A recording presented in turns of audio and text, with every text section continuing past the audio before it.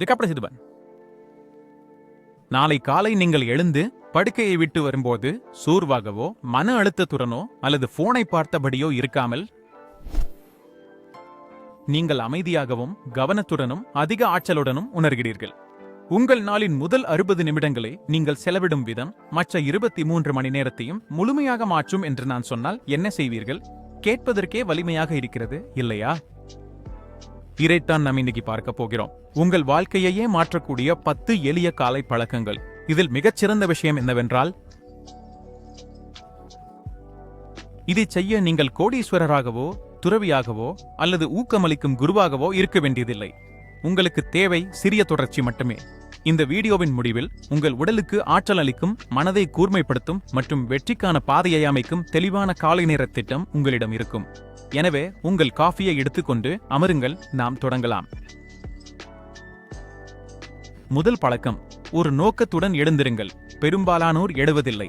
அவர்கள் வெறும் கண்மெடிக்கிறார்கள். அலாரம் அலறுகிறது, 3 முறை ஸ்னூஸ் செய்கிறார்கள், பிறகு எதற்கும் தயாராகாமல் தடுமாறி நாளை தொடங்குகிறார்கள். இதற்கு ஒரு சிறந்த வழி உள்ளது. தூங்குவதற்கு முன் அடுத்த காலைக்காக ஒரு சிறிய நோக்கத்தை மட்டும் முடிவு செய்யுங்கள்.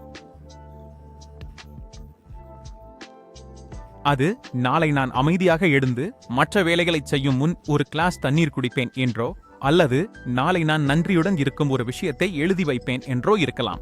இந்த சிறிய மாற்றம் எல்லாவற்றையும் மாற்றும். குழப்பத்துடன் எழுவதற்கு பதிலாக நீங்கள் ஒரு நோக்கத்துடன் எழுகிறீர்கள். இதை ஒரு கப்பலை செலுத்துவது போல நினைத்துக் கொள்ளுங்கள். கப்பலின் கேப்டன் திசையை நிர்ணயிக்கவில்லை என்றால் படகு திசை தெரியாமல் அலைபாயும். ஆனால் நீங்கள் ஒரு நோக்கத்துடன் எழுந்திருக்கும் போது உங்கள் நாளின் கட்டுப்பாட்டை நீங்களே எடுத்துக்கொள்கிறீர்கள். பழக்கம் 2, காபி குடிக்கும் முன் தண்ணீர் குடியுங்கள். உண்மையை சொல்வதானால் நம்மில் பலர் எழுந்ததும் நேராக காபி பானையை நோக்கிச் செல்கிறோம். ஆனால் 7 முதல் 8 மணி நேர தூக்கத்திற்கு பிறகு உங்கள் உடல் நீர்ச்சத்தை இழந்திருக்கும். இதை கற்பனை செய்து பாருங்கள். உங்கள் மூளை ஒரு பஞ்சு போன்றது. இரவு முழுவதும் அது காய்ந்து விடுகிறது. அதற்கு முதலில் தேவைப்படுவது தண்ணீர், காஃபி அல்ல.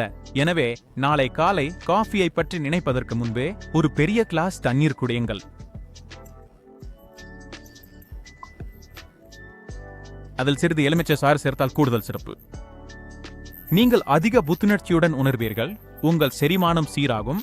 மேலும் உங்கள் உடலுக்கு தேவையானதை அளித்து நாளை தொடங்குவீர்கள்.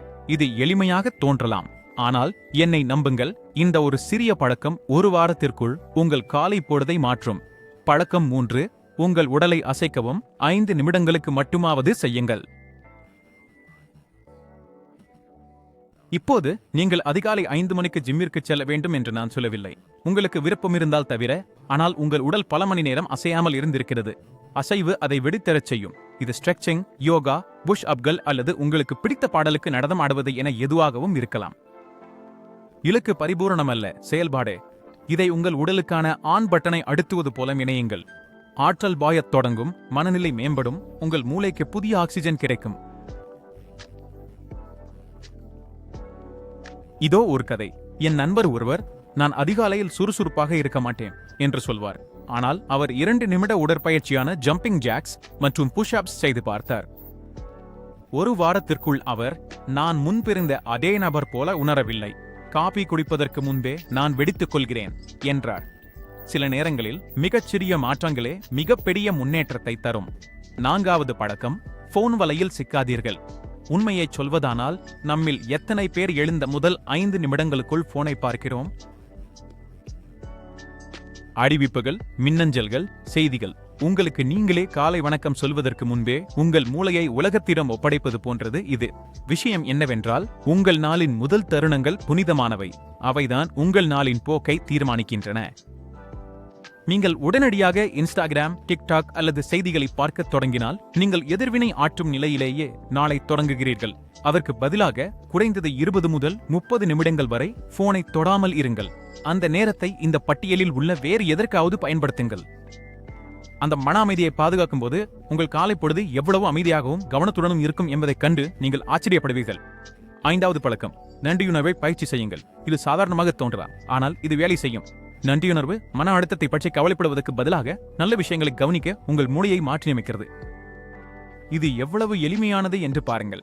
தினமும் காலையில் நீங்கள் நன்றியுணர்வுடன் இருக்கும் ஒரு விஷயத்தை எழுதி வையுங்கள். ஒன்று மட்டும் போதும். அது உங்கள் ஆரோக்கியமாகவோ குடும்பமாகவோ அல்லது காஃபி இருப்பதை கூட இருக்கலாம். தினமும் நன்றியுணர்வை பின்பற்றுபவர்கள் மகிழ்ச்சியாகவும் மன உறுதியுடனும் கவலையின்றியும் இருப்பதாக உளவியலாளர்கள் கண்டறிந்துள்ளனர். இதற்கு 60 வினாடிகளுக்கும் குறைவான நேரமே ஆகும். எனவே நாளை ஒரு ஸ்டிக்கி நோட் அல்லது நோட்டு புத்தகத்தை எடுத்து ஒரு வரி நன்றியுணர்வுடன் உங்கள் நாளை தொடங்குங்கள். இது நாள் தொடங்குவதற்கு முன் உங்கள் மனதிற்கு ஒரு சிறிய நேர்மறை ஊக்கத்தை அளிப்பது போன்றது. 6வது பழக்கம், காட்சிப்படுத்துதல் அல்லது நாட்குறிப்பு எழுதுதல். பெரிய போட்டிக்கு முன் விளையாட்டு வீரர்கள் என்ன செய்கிறார்கள்? அவர்கள் வெற்றி பெறுவதை கற்பனை செய்கிறார்கள். அது உண்மையாக தோன்றும் வரை அவர்கள் தங்கள் மனதில் அந்த முடிவை ஒத்திகை பார்க்கிறார்கள்.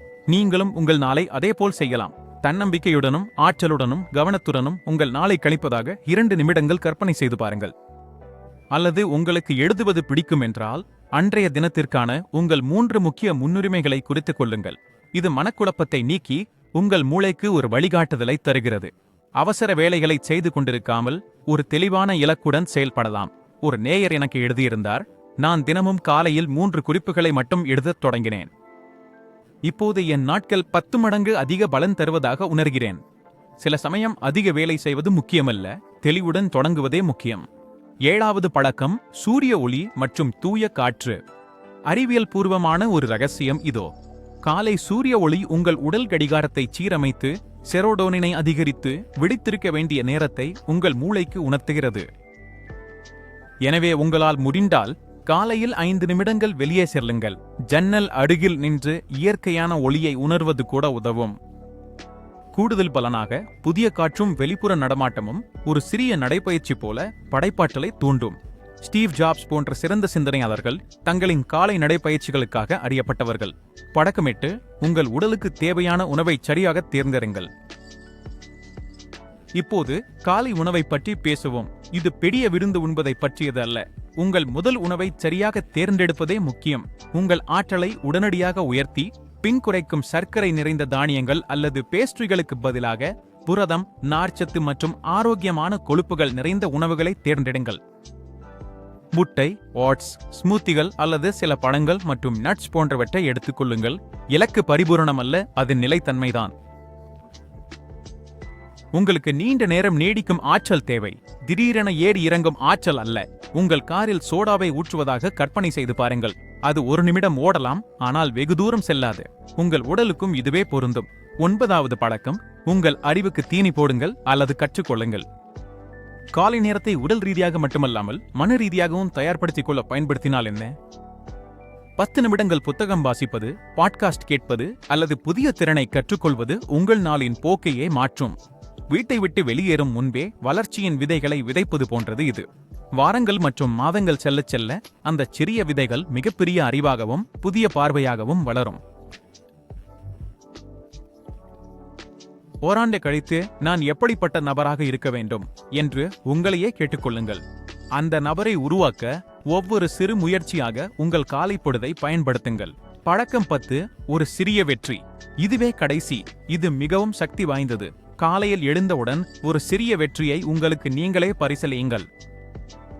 இது உங்கள் படுக்கையை சரி செய்வதாகவோ, தண்ணீர் குடிப்பதாகவோ அல்லது 5 நிமிட உடற்பயிற்சியை முடிப்பதாகவோ இருக்கலாம்.